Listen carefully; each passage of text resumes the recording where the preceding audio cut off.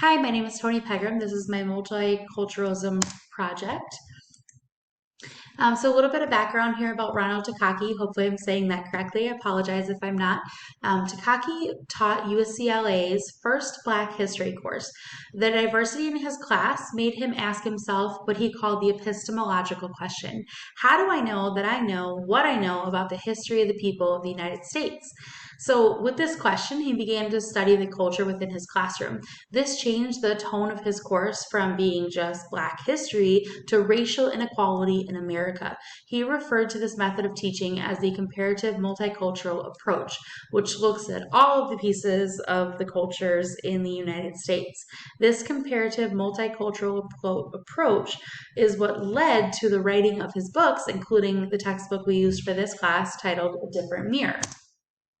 So, kind of a few different themes that I pulled from the reading and from a speech that I watched that Ronald Takaki gave on this textbook is the master narrative of American theory. This is the theory that this country, the United States, was settled by white European Americans. So a whole lot of credit is given to a certain group of people when really it was a team effort in between a bunch of different cultures.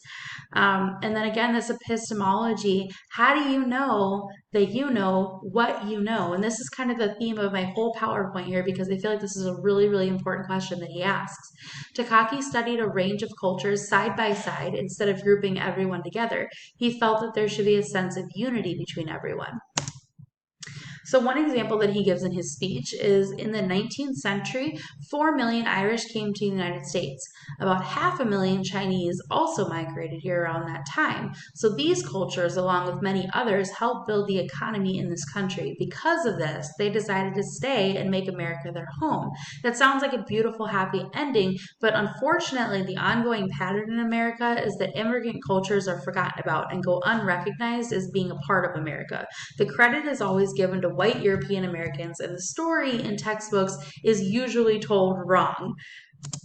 So I decided to use Puerto Rico as my culture for this project. And the reason why is because my son Azriel, his dad's side of the family is actually from Puerto Rico.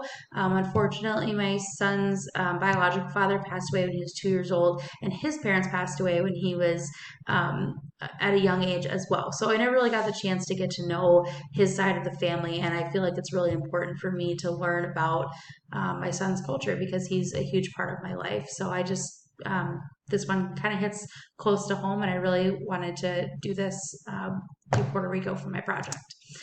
So, a little bit of history here. Puerto Rico has been a possession of the United States for more than a century, but it's never actually been considered a state, as you know. Since 1917, the people living in Puerto Rico have been allowed to travel freely throughout the United States. However, the people of Puerto Rico still have their own unique culture. It is very different than it is here in the United States.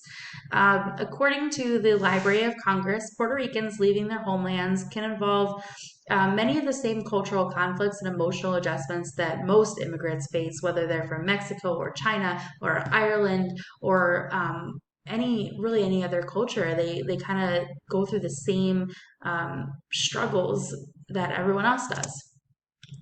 In the early 20th century, Puerto Rico went through an economic depression, just like we did in the United States during the Great Depression.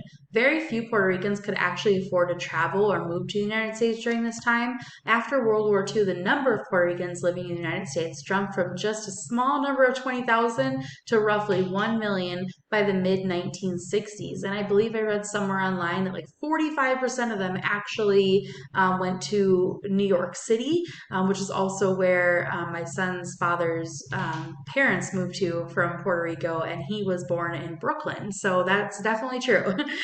Although our country was thriving by the 1960s, Puerto Rico was still suffering from severe economic depression. Many Puerto Ricans came to the United States to work in factories.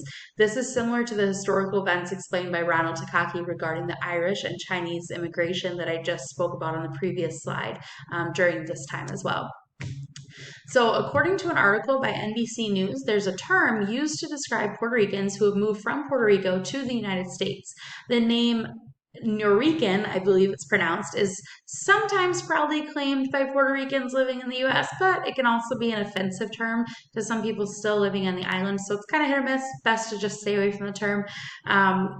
And this quote here is from Gretchen Sierra Zorita. She is an NBC News journalist. She said it can be shorthand for Americanization and loss of ethnic identity. I think that is so huge, that quote right there in representing what this whole project is all about. Puerto Ricans traveled to the United States to create a better life for themselves, like other immigrants did. Most of them landed in New York. They worked hard in factories and other labor intensive jobs and received little to no reward or recognition. This trend has really not changed since then. Throughout history, Puerto Ricans have been challenged with structural racism. They worked hard to achieve the American dream in the United States. More people that are born and raised in the United States, they always say that, if you work hard, you can get rich. That's not really true. And Puerto Ricans, along with a lot of other cultures, have a history of working long hours with very little pay and living in poor or dangerous neighborhoods. And it's just kind of like a black hole that they can't get out of sometimes, or that's really hard for them to get out of because of their culture. So back to this epistemological question. On the online, it's defined as the philosophical, study of the nature, origin, and limits of human knowledge. Ron Takaki, he sums it up again as, how do you know what you know? That is the biggest question that I will always carry with me for the rest of my career. That really stood out to me. How you know something may determines what you actually know about it. And this stood out to me because in teaching, it's extremely important to know how you know the content you're teaching. Is it true? Does it honor the culture you're discussing and that is in your classroom? Does it accurately and respectfully represent that culture? There's a lot of diversity in education. I want to make sure that I'm always looking at the whole picture and staying open-minded. There's always room for growth and opportunity to learn, even from the students I'll be teaching. I relate to this theme because I am committed to questioning everything in a positive way. I want to learn about the families and students I cross paths with throughout my career, and just really as much, I want to soak it all in, as much information as I can. So I'm always, representing things in a positive way. So this quote here, respect and celebrate the differences in people and remember to embrace how much we are alike.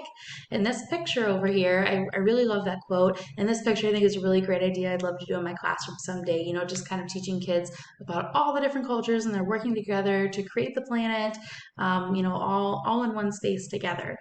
And I'm just going to read this here. So, in order to explore other cultures and not retreat behind borders, I will ask questions. Most importantly, the epistemological question that I learned from Ronald Takaki. I will research by reading culturally relevant books and learn from my experiences with students. I will take the time to embrace the opportunity to learn by stepping outside of my comfort zone and use this knowledge to successfully teach about culture in a respectful manner. When in doubt, I will refer to children's literature textbooks that are refer to children's literature. Textbooks that are written by European American authors might not always accurately represent other cultures, and we all know that standard curriculums don't either. In my opinion, the best way to teach the truth and relate it to the planned curriculum is by using the stories told by authors in culturally relevant children's literature. And that's something I learned in my K through 6 social studies class, was that using children's books is always the best way, ones that are actually culturally relevant is the best way to really connect with that culture when you're not really sure if what you read in the textbook is actually true. So this is where I kind of dive into my art here. So the melting pot theory is something I'm sure you've heard of. People from various cultures come to America and contribute aspects of their culture to create a new and unique version of American culture. This theory is not really ideal because it represents cultures being blended or melted together, making them indistinguishable from another. So they're all put in this big pot and it's all the same color and it's all mushed together and you can't really tell them apart from each other. So this theory used to be used long ago to represent all the different cultures in America, but it's not really accurate. So here's this melting pot picture, and we've got all these different kinds of religions and cultures that are all just thrown into this big ugly pot that's titled America, and that's not really how it should be. So this new theory is, my sister told me about it actually when we were on vacation in Florida, the salad bowl theory, which is really cool. It's instead of immigrants losing the unique aspects of their culture when they move to the United States, they hold on to them. The unique characteristics of their culture are maintained and able to identify an American society while still contributing to the makeup of the salad bowl. So I wanted to do the salad bowl representing all the different cultures in this country. So I drew this here, and this is the big salad bowl with the American flag on it. This is America, and we've got all these different fruits: the apple, the pear, banana, grapes, and oranges, and then all these little flags of all the, not all, of course, because I couldn't fit them all in there, but some of the different cultures in the United States. So this kind of represents how they're all living together in one place, but they're all their own unique culture. And I think that's really important that they remain that way and hold on to what makes them who they are. So, my last and final slide here is a quote I found online by Ronald Takaki.